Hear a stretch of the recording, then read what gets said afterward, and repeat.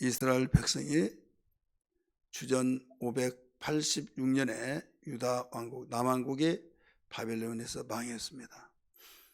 망했을 때 그들은 다른 걸 다 무너진다 할지라도 하나님이 지으라고 하는 성전을 보호하려고 그렇게 힘썼지만은 여지없이 무참하게 짓밟으면서 이 성전은 불타 없어져서 완전히 쑥대밭이 되어버렸습니다.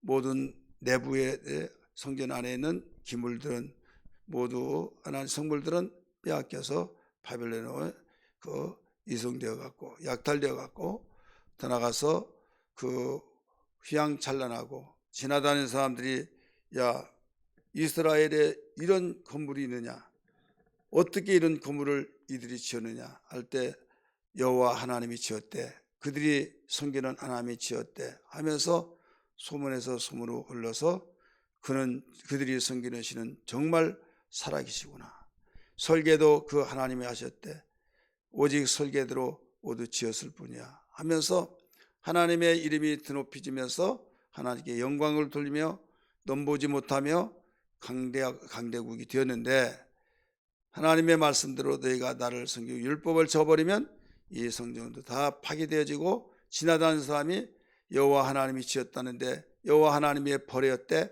하면서 이 말을 들을 것이다. 이런 말씀대로 처참하게 이 성전은 불타 없어지고 다 잔재만 남았다 이 말입니다. 이런 모습들을 지켜보고 이런 모습들을 알게 되어지면서 그 자리는 이제 살림이 우거지고 정말 그 당시의 상황이 어떻다는 것을 알게 되었던 모든 백성들, 쓸만한 사람은 다 이방인으로 끌려왔고 노인들 또 유약자들은 거기에서 남아서 살다가 죽게 되어지고 주인 없는 땅이 되어서 주변에 이 족속들이 와서 거기서 눌러 앉아 살게 되어지고, 그래서 나라 없는 백성, 나그네 생활, 이방 나라에서 생활했던 그들, 이런 가운데 다니엘은 잘 아신 바와 같이 예루살렘을 향하여 창문을 열고 하루에 3번씩 기도했던 사실을 알 수가 있었습니다. 이런 가운데 경건 생활이 유지되며 이미 말씀드렸던 것처럼 80세 고령의 나이에도 경건의 생활, 더 나아가서 기도 생활, 항상 그는 부와 영화를 보면서 자기는 괜찮으니까 나는 평안을 누리리라, 또 이 세상에서 영화를 누리라 할 수도 있지만은 그는 그것이 위로가 되지 않고 오직 민족을 향해서 또 초토화됐던 가운데 하나님의 명예가 이렇게 훼손되어서 소욕을 당하는 이런 일들이 너무 가슴 아파서 금식하고 비옷을 입고 더 나아가 이 작정 기도를 하면서 그는 통곡하며 기도했던 그 내용들을 우리가 9장에서 볼 수가 있습니다. 이 9장에서 우리 두 번째 다니엘의 그 기도가 어떤 내용이냐, 16절에서 19절을 읽었어요. 그 16절 17절은 어떤 기도냐, 상당히 구절이 길죠. 긴데 정리해서 비춰본다고 한다면 하나님의 영광을 구하는 기도였다, 이것을 볼 수 있습니다. 16절 17절은 하나님의 영광을 구하는 기도였다. 다니엘은 마땅히 포로 생활에서 벗어나도록 해달라고 먼저 기도를 해야 함에도 불구하고 하나님의 분노를 떠나게 해달라고 먼저 기도합니다.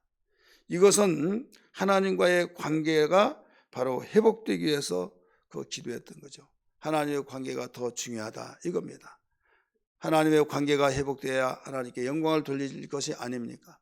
사람이 어떤 관계가 안 좋아서 등 돌리고 사는 사람이 화해하라 한다 할지라도 화해가 되지 않고 또 그를 자랑해야 하는데 자랑이 되지 않고 서로 위하는 말이 되지 않고 이 근본적인 문제가 되지 않으면, 해결되지 않으면 어떤 것도 되지 않듯이 우리 인간은 하나님께 영광을 돌리며 살게끔 하나님 만들어 놨잖아요. 하나님의 창조 목적이고 특별히 이 세상 모든 백성 만민 가운데서 하나님이 택하여 불러서 이스라엘 나라가 세워졌는데 어떤 민족이 하나님을 외면한다 할지라도 이스라엘 백성만은 하나님의 관계를 맺고 하나님께 영광을 돌리면서 모델이 되어야 된다 이거죠.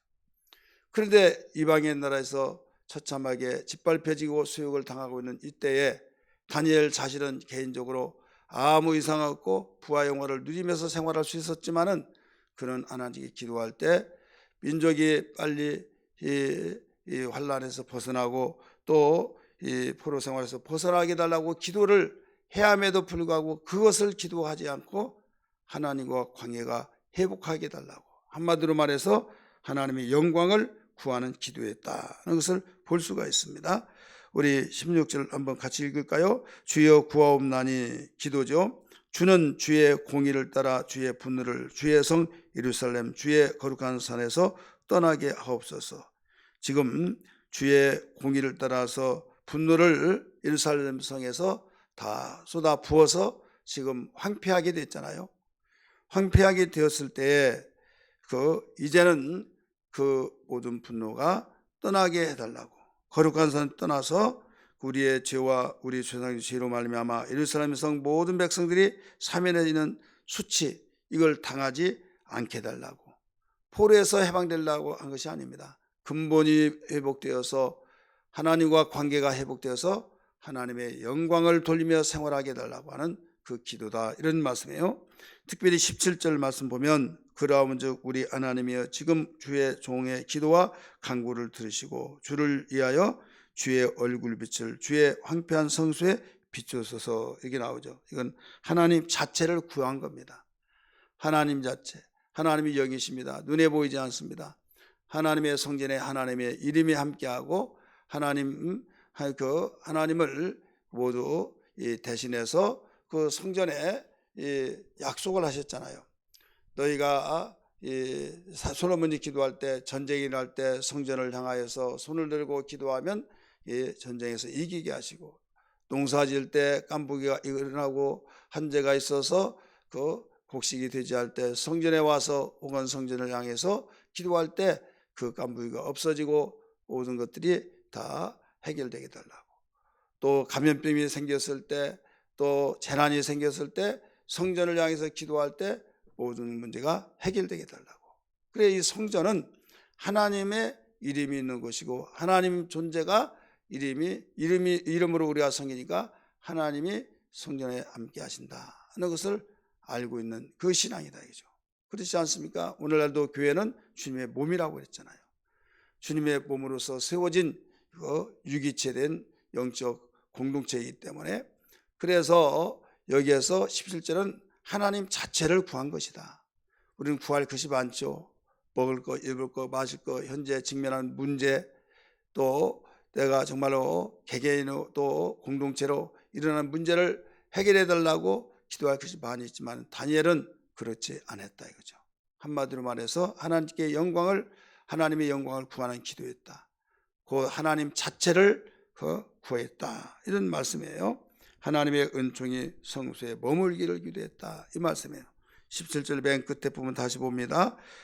주의 황폐한 성소에 비추시옵소서. 주의 얼굴빛을, 하나님의 얼굴빛을 지금 황폐했던 성소에 비춰지게 해달라고, 이런 간절한 기도를 하게 된 겁니다. 18절 19절은 하나님의 긍휼을 의지하며 기도했던 것을 여기서 볼 수가 있어요. 다니엘의 기도입니다. 오늘 제목이 첫 번째는 16절 17절에서 하나님의 영광을 구하는 기도였다. 18절 19절은 하나님의 긍휼을 의지하며 기도하였다는 것을 볼 수 있어요. 다니엘은 하나님의 긍휼을 의지하여서 자기 백성의 죄를 용서해 주시고 다시 하나님의 백성으로 삼아 주시도록 기도하고 있는 거예요.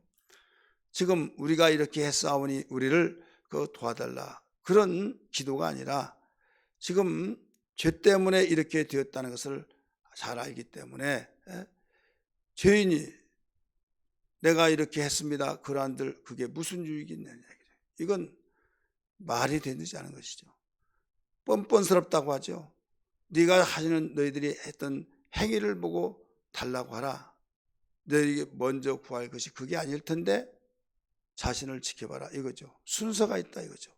그래서 다니엘은 여기에서 18절 19절 그 말씀을 기억하면서 기도한 거예요. 나의 하나님의 귀를 기울여 들으시며 눈을 떠서 우리의 황폐한 상황과 주의 이름으로 일컬은 성을 보옵소서 하면서 지금 하나님이 그렇게 해놨지만은 그런 내용을 다시 한번 봐달라는 거죠.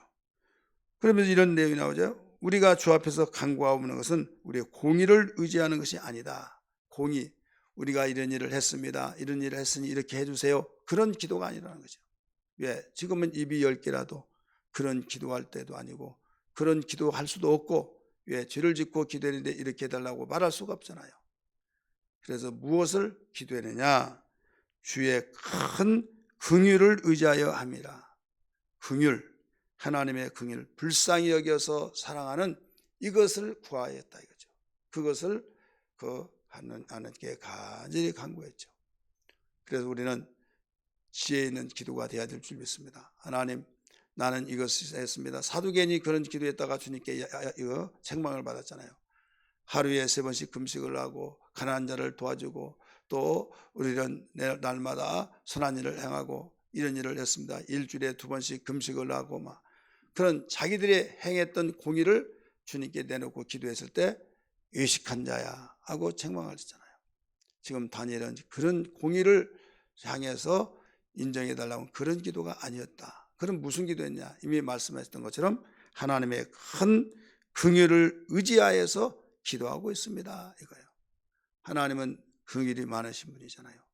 용서하시고 사랑하신 분이시잖아요. 그렇기 때문에 불쌍히 여기달라는 거죠. 이것이 회개해야 하는 자세 마음이요, 하나님 앞에 겸손한 자세죠.